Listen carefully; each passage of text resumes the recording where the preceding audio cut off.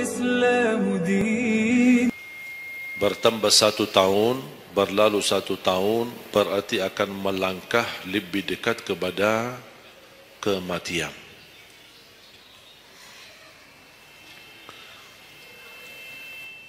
Sebenarnya bukan berapa usia kita, tapi apa isi usia kita. Isinya apa? Dan sebagaimana Rasulullah SAW menjelaskan di hadis yang sahih, di hari kiamat tidak akan tergeser kaki seorang sambil ditanya oleh Allah 4 pertanyaan. Berarti kita akan menghadapi 7 pertanyaan. 3 di kuburan, menghadap munkar nakir, man rabbuka, ma dinuka, man nabiyuka. Yang tersisa 4 nanti di hari kiamat, sebelum dimulai hisab, sebelum tergeser kaki kita ke surga maupun ke neraka, ditanya oleh Allah Subhanahu wa taala 4 pertanyaan. Yang pertama, lan tazula qadama 'abdin yaumal qiyamah hatta yus'ala an 4. Tidak akan tergeser kaki seorang di hari kiamat sambil ditanya oleh Allah SWT 4 pertanyaan. Yang pertama, an umurihi fima afnah. Umurnya apa yang kamu lakukan?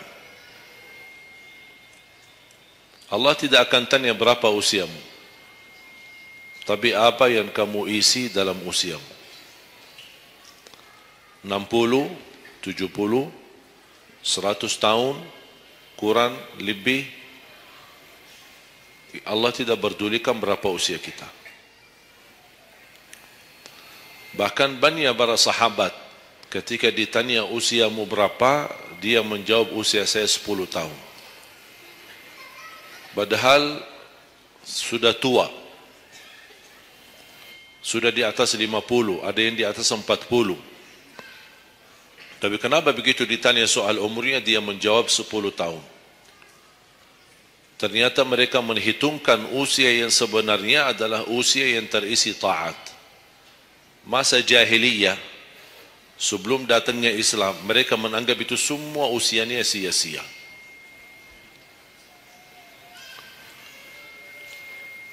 Berarti kalau ada orang muslim tidak salat sama sekali sampai usia 50 tahun, semua usianya sia-sia.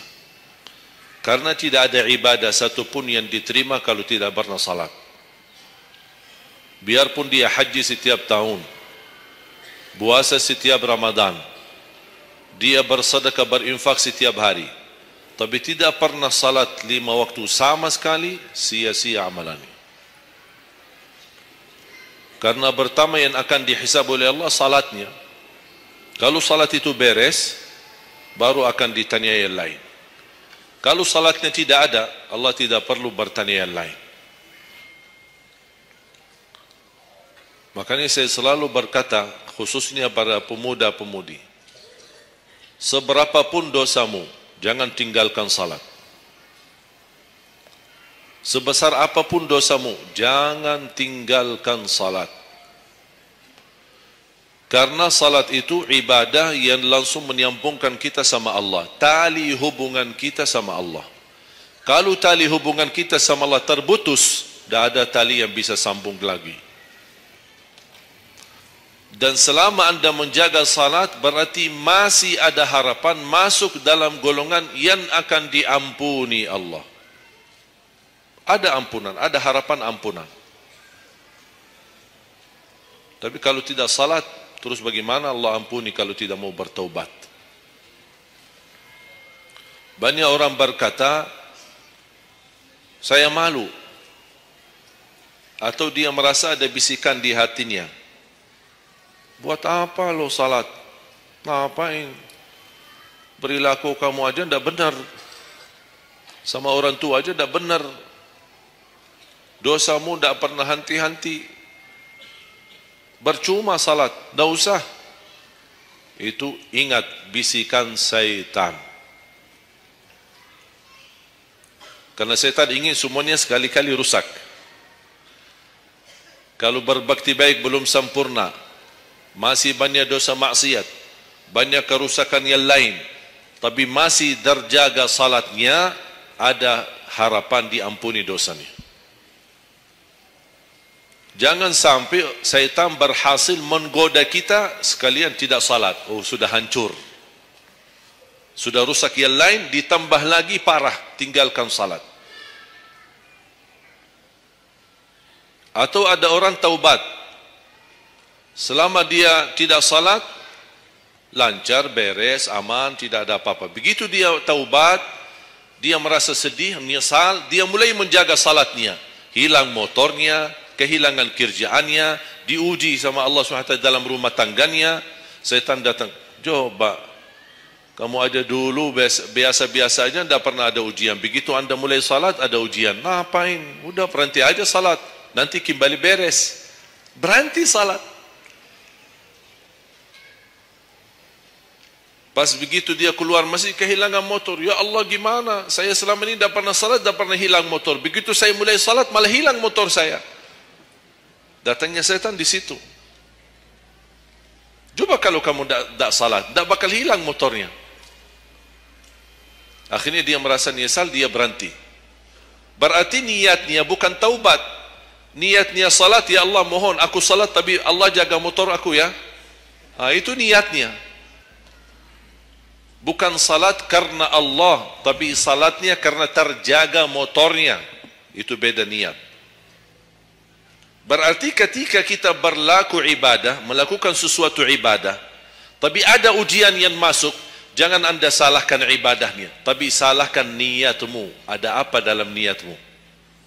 Pasti ada salah niat.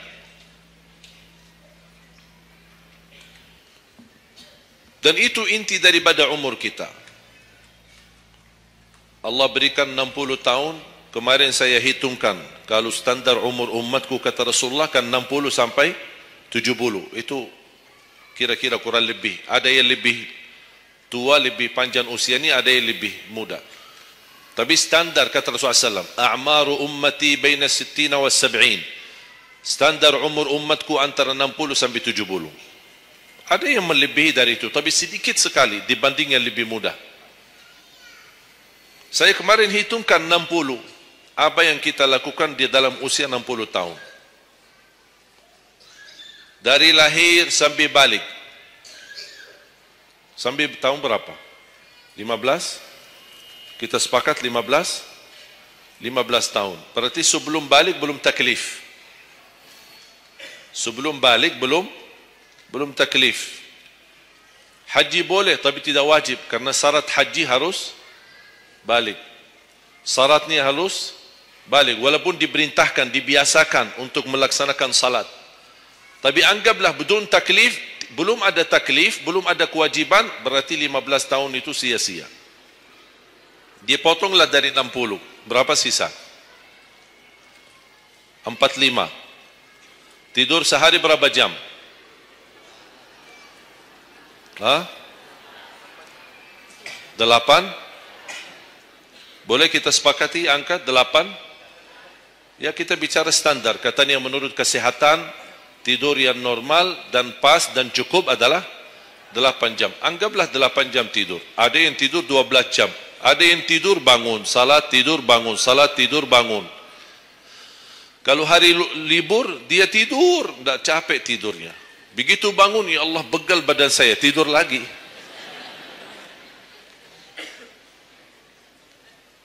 Saya hitungkan 8 jam.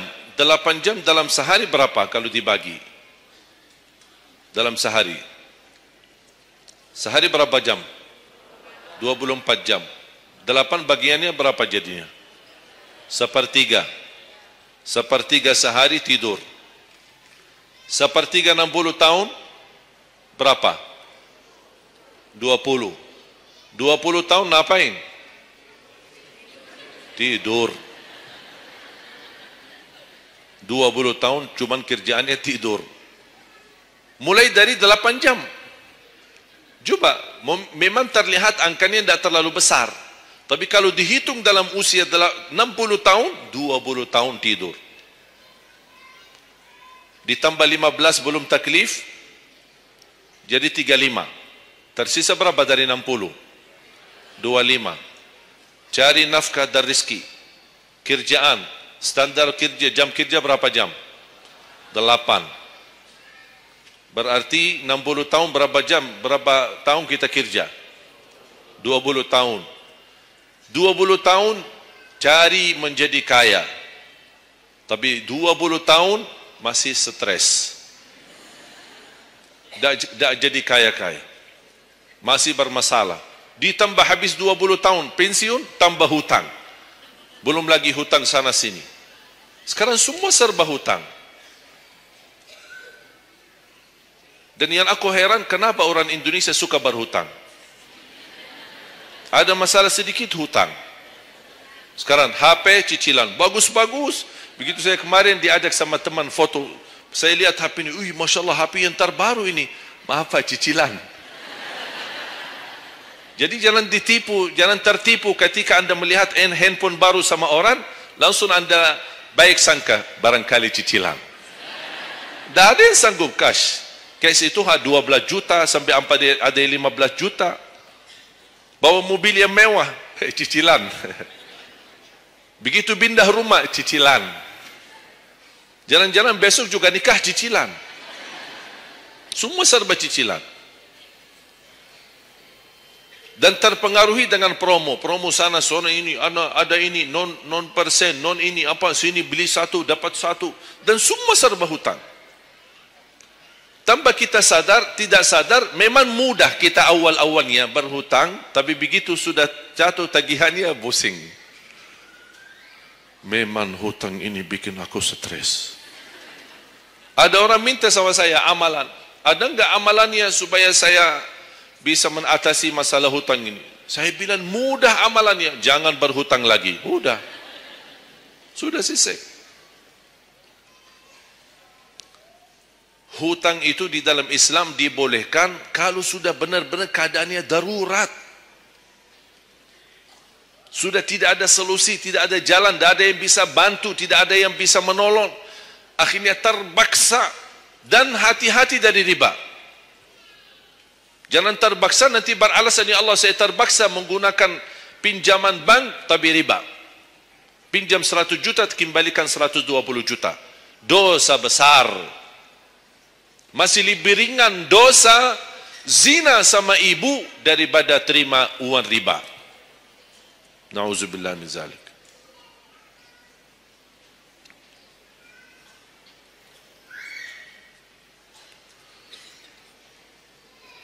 Dua 20 tahun cari kerja.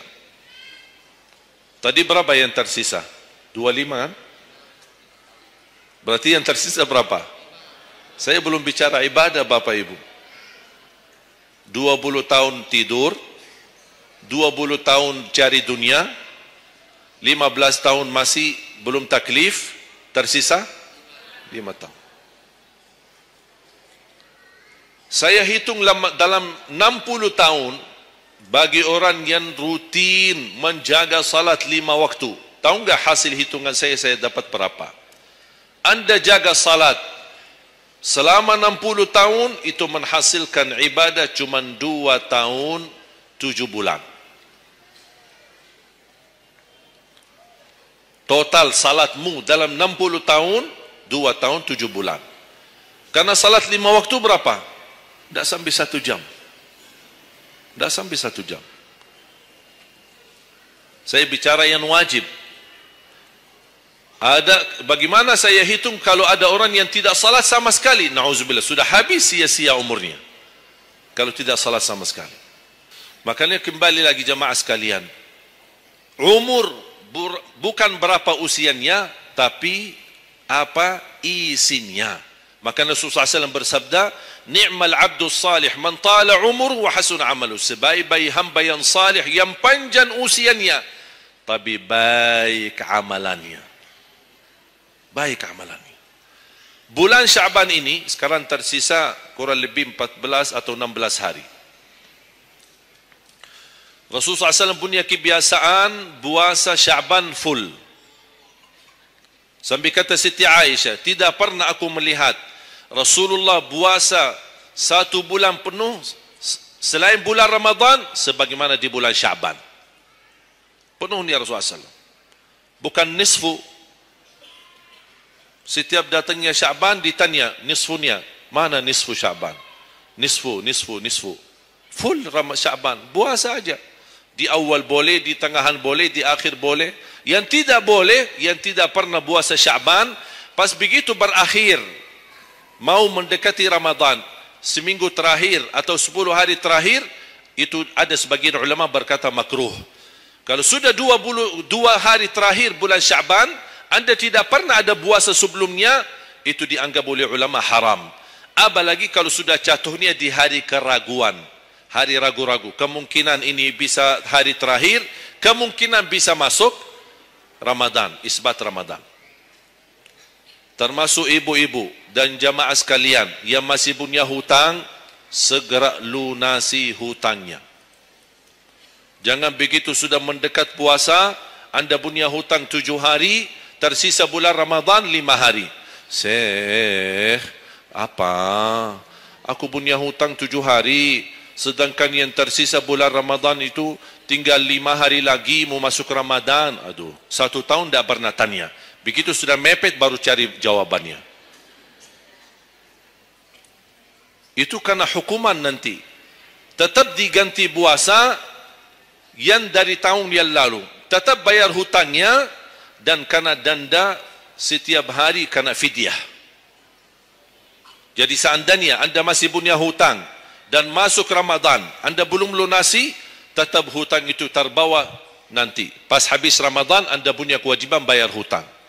Tapi karena anda tunda, mundurkan sampai masuk Ramadan, anda punya kena denda. Ditambah lagi, bukan hanya bayar dengan puasa ganti puasa, tapi ada lagi namanya fidyah. 1 hari 1 orang miskin. Diberikan kecukupan makanan. Makanya kembali lagi, yang punya hutang segera lunasi hutangnya. Jangan sia-siakan umurmu.